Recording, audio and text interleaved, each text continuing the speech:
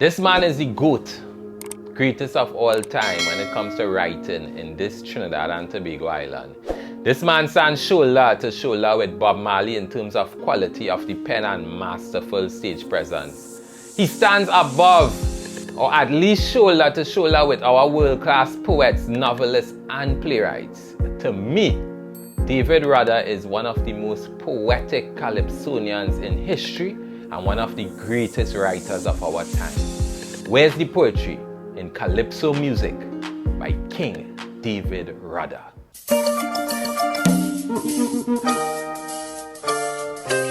Now, David Rudder is an artist I profusely admire and profoundly respect. He is a magnificent storyteller, unique in his vocal delivery, but more importantly, his verse construction is second to none in terms of imagery and complexity.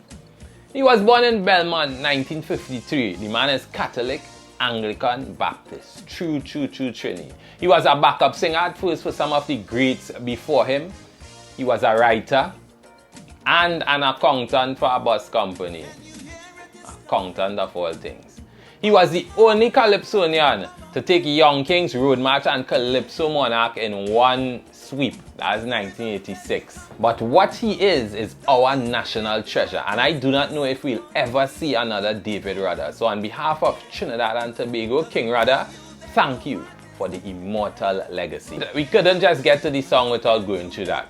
But let's get into Calypso music. A 1987 4-verse ode to Calypso music. Yes, 4 verses, old school thing. You don't really get that kind of quality and quantity combo again. And if you do, it might be very rare to get that vivid imagery and metaphor with it.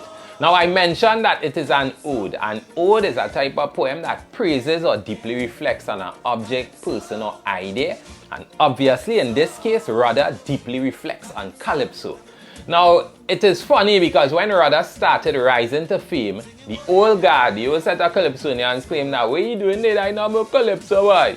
All you know, the older heads always criticizing the up and coming. And that don't just happen in Trinidad. That is in every culture and different sports, etc. That is just a thing. I don't even see it as something bad. I see it as a young person kind of claiming their rites of passage. And now take your thing and prove that it worth something. And from line 1, that is exactly what David Rudder did. Can you hear a distant drum bouncing on the laughter of a melody? Cheese and ages! Alliteration to enhance the rhythm of a line, distant drum. Personification to give life to the rhythm, bouncing. And metaphor to illustrate how joyous the melody is, laughing.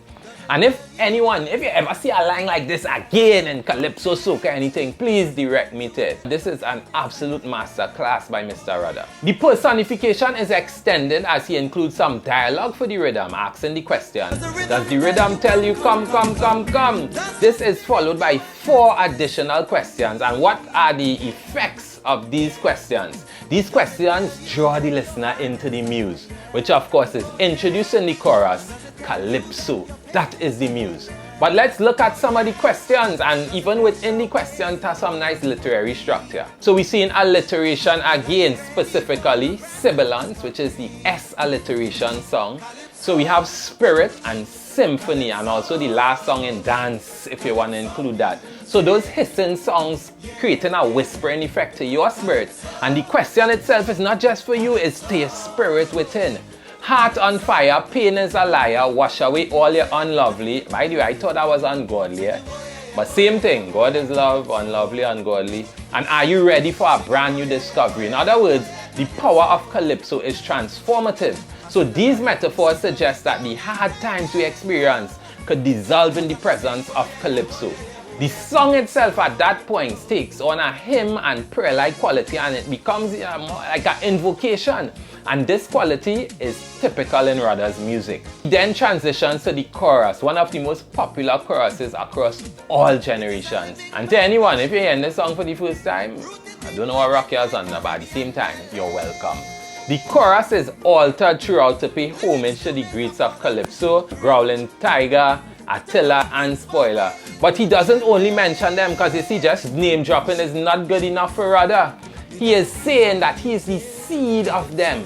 And all of this is part of Rudder stamping his name on the Calypso scene. Remember, he was getting fight down. So essentially saying, I am part of this great thing of Calypso. Stop fight, man.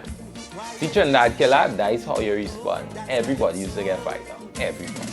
So let's go to verse 2. The first lines in verse 2 rhyme with the first lines of verse 1, showing that uniformity and poetic quality is Rudder we're dealing with. The line rooted within my Caribbean belly is another great metaphor that fuses the being of Rudder with the art form. Or you cannot separate me from the art. My favorite lines. Lyrics to make a politician cringe or turn a woman's body into jelly. What a great juxtaposition! Showing the extremes of Calypso. It can make you think in political philosophy, and it can make you dance and whine and have a good time, right? In case all you didn't realize that jelly was a metaphor for the woman whining. Additionally, those two lines also create some paradox. How a woman could be whining to the same thing that have a man cringing and bending to his knees. That is the power of Calypso. It is a sweet soca music. See the sibilance again there? Calypso. Wait, what? It's a sweet soca music? Oh yeah, that's what Marshall say. Calypso is soca. Calypso is soca music. And all this was part of the argument that was building and raging in those times since Lord Shorty started altering Calypso rhythm. And say, people saying, what is that? Calypso is soca, soca is Calypso. So the thing is going, discovering your own art form. But overall, what it is, it makes you shake like a Shango now. Calypso. Why it is you're shaking, you don't know. It's Calypso. That simile again speaks to that whole idea of invocation, the overwhelming power of Calypso. And you're doing things that you're not even sure of. It's like a possession, right? It's like a overtaking. Now the third verse had to be one of the best verses ever written. As I say, name dropping was not enough for Rudder. He paying homage here in style. One way to get people on his side is to praise them. Now, I'm not saying Rudder was trying to get people on his side. But with a song like this, he'd have had the Caribbean on his side, and we're seeing it today. Now, Rudder could have dissed them, He could have dissed them, but instead, he recognized that he's standing on the shoulders of the greats. Roaring Lion, Executor, Invader, Kitsch, Terror, Sparrow, and the like. And again, watch that, name dropping not good enough for the man. He cleverly weaved it in. Lion, roaring. Executor, killing. Invader, conquering the hearts of Berlin. Damn, Kitchener, renewing. Sparrow, gracing. So not only Rudder connecting them to firm and relevant metaphors, he's also skillfully referencing some of their famous performances across the world, like Invader's Rum and Coca-Cola gig in Berlin. Listen, this verse is historical and it's a moment of old genius. Now, them had to feel good hearing that. They just had to. So let's jump to the last verse, and the last verse have an interesting setup. Now remember, telling you in each chorus he referring to an old Calypso great. In this chorus, he referred to the seed of Spoiler, and he references Spoiler's famous line, I want to fall. Intentional intertextuality there. But by the time the verse starts, and it starts with a kind of bridge-like structure, Rudder is heard flipping the I want to fall to I want to rise. This could have several meanings. One could be Rudder obviously paying tribute to Spoiler and bringing him back to life, rise. Another could be Rudder showing that he is on the rise. And it could also refer to the rise of Calypso music. Listen, I probably think it's all of those interpretations. Anyone or all of them would not be an outlandish take. Rudder then gets into some historical storytelling, and he does this without any long-winded narrative. Instead, like the greatest of writers, he uses sharp and clear images. Note that this stanza is also highly anti-colonial and shows Rudder's knowledge and care for the history of the Caribbean. So here where the history starts. From the time the first bamboo cut. What does bamboo cut mean, Ale? That is a symbol of West Indian resistance to colonial rule. The bamboo is a synecdoche that represents the entirety of Canboulay, especially the advent of the tambour bamboo. Now, quick history. Back in 1884, Britain say, oh, go and them drum that devil thing that causing rebellion. Ban that! With their fast and out of time himself. But my beautiful and innovative Caribbean people cut bamboo and make rhythm and made carnival. Then the Chantwell, who appears in the following line, the Chantwell is the band leader, by the way. The Chantwell come and take control of the party. So those first two lines alone give us early representations of carnival music and carnival enactment by African people. In case all you didn't get that, Rudder grounds the metaphor at the line, the jamming start that day. So we know carnival start that day. Grounding a metaphor is really just to provide a concrete lifeline to anyone who may have missed the imagery in the presented ideas. So we know for sure he's talking about the start of carnival. Also note that the word jamming is a next synecdoche. That is one part of carnival jamming, being as a synecdoche or symbol for the entirety of carnival. Rudder then uses a beautiful simile, deadly like Headley, to describe that rhythm that we just created. Who is Headley? Now George Headley is a West Indian batsman who used to lace them English bowlers for 4. Hard shots for 4. Hard shots by the boundary. So you already know that application of that simile is more anti-colonial discourse. He chucking fire for them English and them. So Rudder is saying now the rhythm is like Headley sending it to the boundary.